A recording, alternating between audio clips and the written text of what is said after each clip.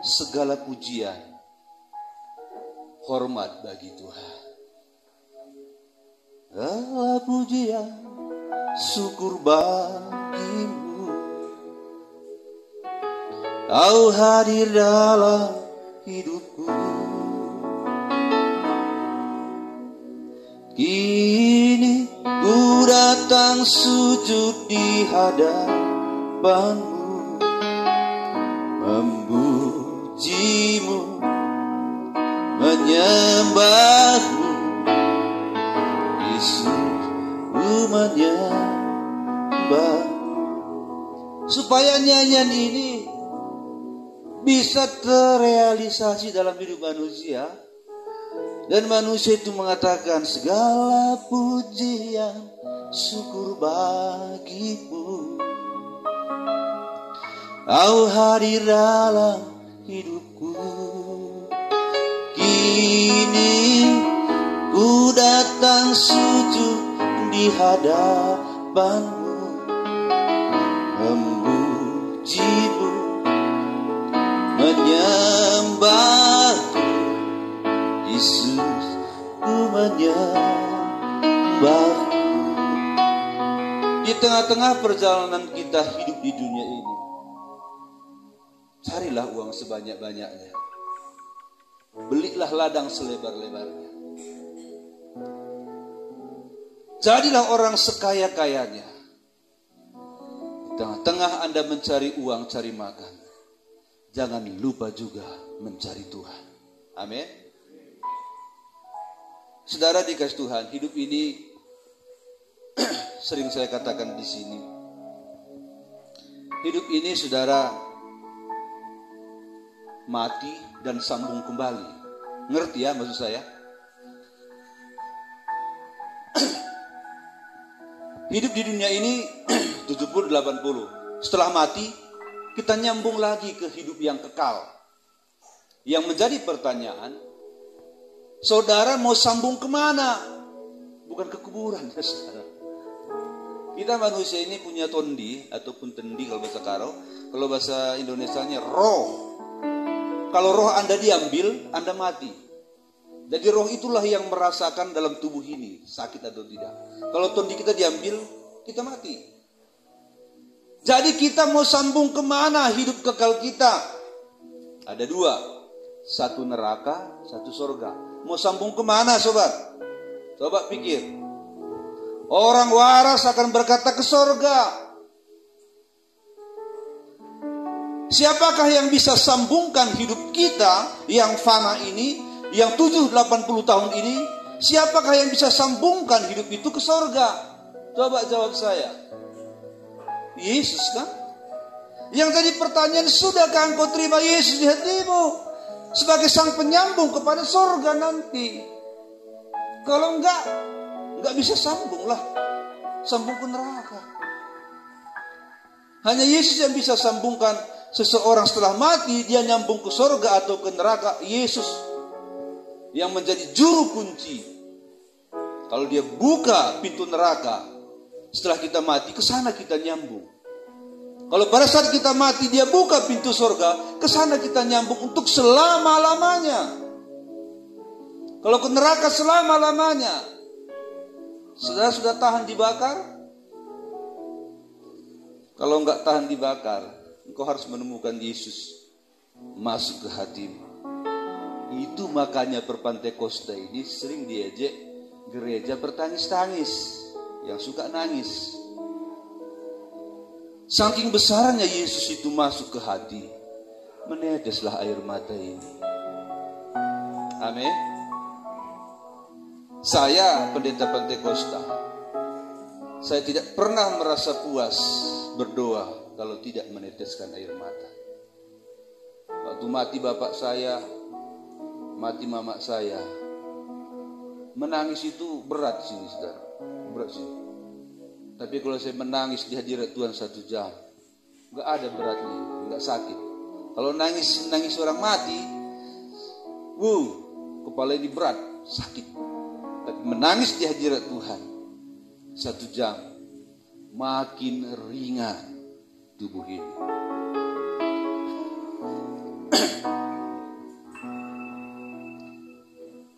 Saudara dikasih Tuhan,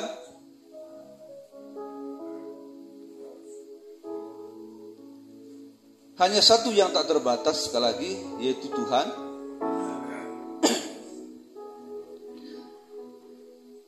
Apanya saja yang tak terbatas? Yesus itu, Tuhan itu.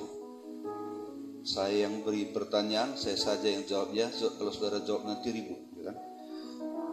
Saudara jadi pendengar budiman, santai saja, tapi serius ya. Hanya Yesus yang tak terbatas, dan itu diperlukan oleh manusia.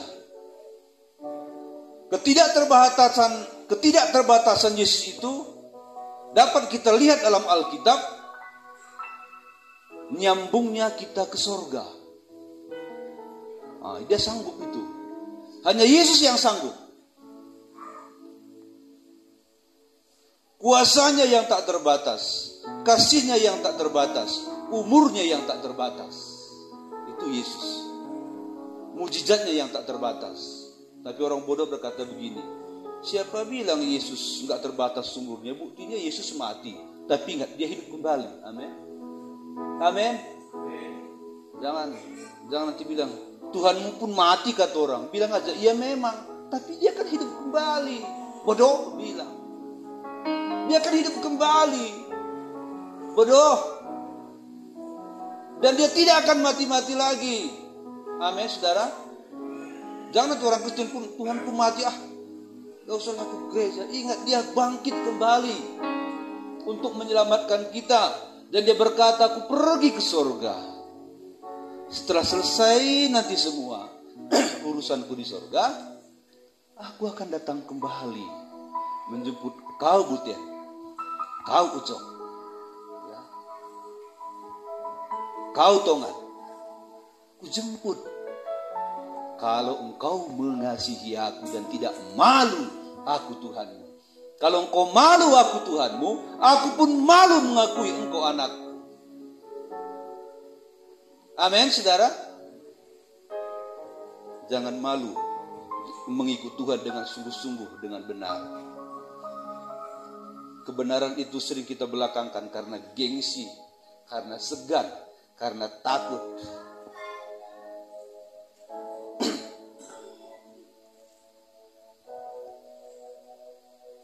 Nah, saudara Tuhan, saya lanjut sedikit lagi. Itulah sebabnya manusia butuh Allah yang tak terbatas untuk menjadi penolongnya. Matius 11 ayat 28.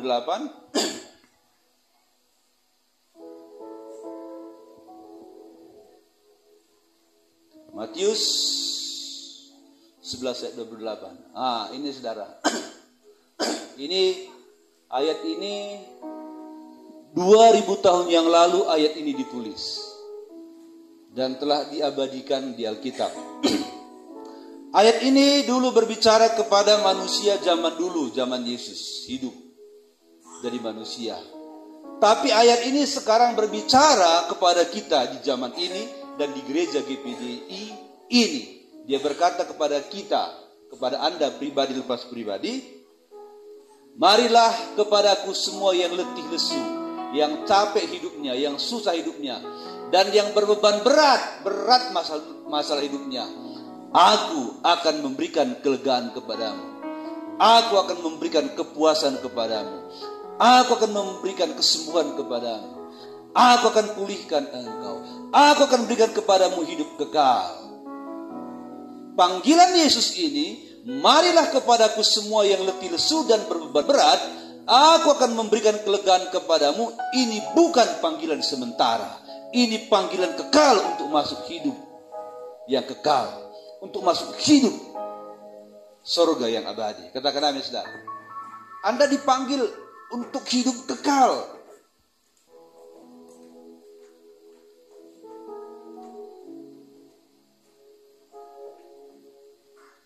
Ya, untuk hidup kekal kita dipanggil. Memang kita dipanggil juga sekarang di dunia ini untuk beribadah.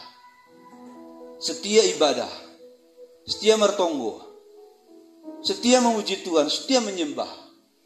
Itulah persyaratannya, baru nanti bisa kita nyambung kepada undangan Kristus ini. kepada hidup yang kekal. Memang di dunia ini pun dia akan tolong kita, tetapi itu pertolongan yang sementara. Tapi manusia yang paling butuhkan adalah pertolongan abadi. Katakan amin, saudara. Pertolongan kekal yang paling dibutuhkan manusia. Nah, begini saudara. Kira-kira kalau kita datang kepada Tuhan itu, apa yang paling kita perlukan dari Tuhan? Coba kita pikir dulu ya. Santai. Coba rilekskan dulu. Saya bertanya. Kalau kita datang kepada Tuhan, kan dipanggil ini, mari katanya. Apa yang paling kita perlukan dari Tuhan? Coba. Pikirkan dulu. Apa yang paling kita perlukan? Ada yang berkata, kalau aku uang. Bagus ya, baik. Bagus. Ada yang berkata, aku masih lajang. Oh, calon istri yang cantik, kaya dan baik. Ya, bagus juga, bagus.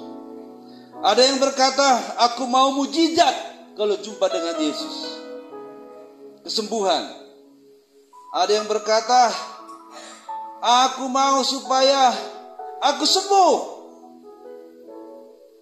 Dan lain-lain sebagainya permintaan. Ada yang lain yang lebih penting dari itu? Ada saudara? Ada. Coba buka ayat pertama tadi. Mazmur pasal 30 berapa tadi? 32 ayat 1 dan 2. Ini saudara, inilah yang paling perlu kita dapatkan di dalam Kristus. Dari Daud, nyanyian pengajaran. Berbahagialah orang yang diampuni pelanggarannya, yang dosanya ditutupi. Inilah yang paling perlu.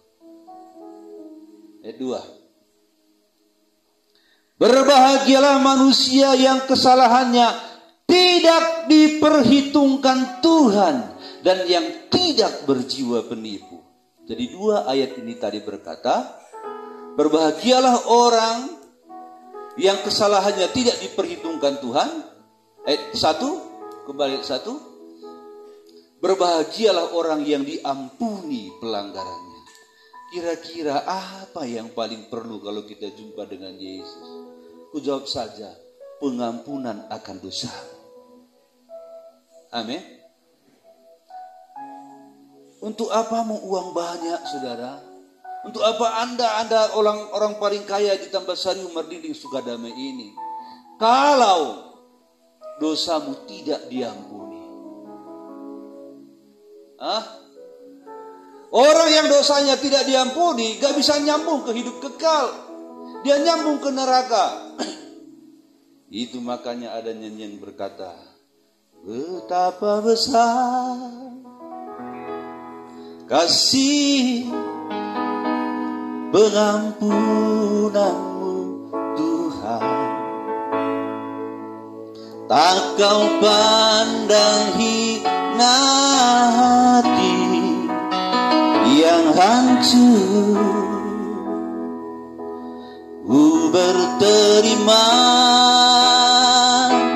kasih kepadamu ya Tuhan. Pengampunan yang kau beri pulihkanku. Sejauh timur, kita nyanyi sama-sama. Sejauh timur dari barat, Engkau membuang dosaku. Tiada kau ingat lagi kesalahanku. Jauh ke dalam, jauh ke dalam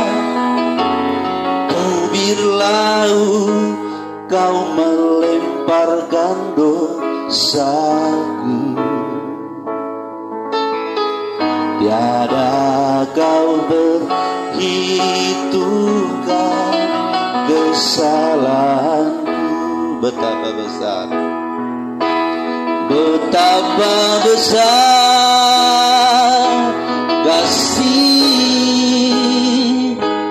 pengampunanmu Tuhan.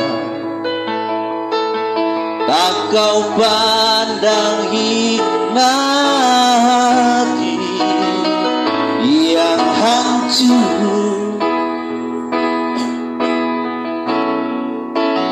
Ku berterima kasih kepadamu ya Tuhan.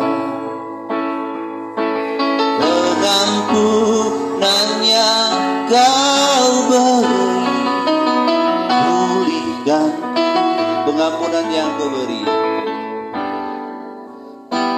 Pengampunan yang kau beri, selamatkanku.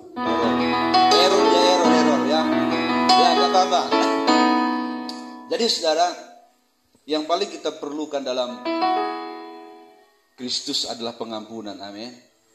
Memang kita perlu kesembuhan, perlu kita uang, perlu kita mujizat, tapi itu kan sementara gunanya saudara. Kalau saudara, contoh ya, kalau saudara umpamanya sakit kanker, sebulan lagi mati, kata dokter. Lalu saudara berdoa dan ada pendeta yang doakan, sembuh. Setelah sembuh, apakah Anda tidak mati-mati lagi? Mati juga kan? Berarti mujizat itu nggak kekal. Walaupun Anda selalu mendapatkan mujizat, Anda mati juga. Sudah umur 80 tahun, mau mati. Dalam nama Yesus, sembuh. 85 mati juga. Tapi pengampunan saudara, dia menyambungkan hidup kita kepada hidup yang kekal. Haleluya.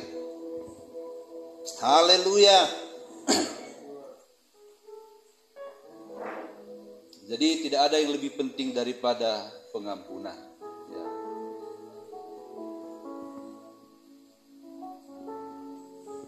Di usia 17 tahun saudara, saya dulu bandel, dibilang gak bandel, tapi kalau dibilang bandel ya bandel juga ya. Dulu saya waktu usia 16 sampai 17, 15 lah mulai remaja, kerja saya hanya cari perempuan yang cantik gitu. Karena itulah semua kawan-kawan kami gitu, cari uang, malamnya mejeng ataupun begadang. Itulah kami beberapa kelompok anak muda ya. Kalau berkelahi enggak. Merokok biasa, main judi ya dikit-dikit bisa lah, tapi enggak candu kali. Tapi saat saya mencari perempuan cantik jadi pacar, ada seorang anak Tuhan berkata gini, ini sudah sering saya katakan di sini. Jun, katanya, saya kenal masih Junedi. Jun, iya, ayo kita ke gereja. Nah, saya bilang, kapan? Malam Minggu. Ada di situ cewek cantik? Ada katanya, ada. Waktu saya masuk ke persekutuan itu, nyanyi kira-kira begini. Ya Jamal, senam hidupku dan beri damai di hatiku. Semua telah berubah dan aku tahu Yesus sama ku jadi baru. Mendengar nyanyian itu menetes air mata saya.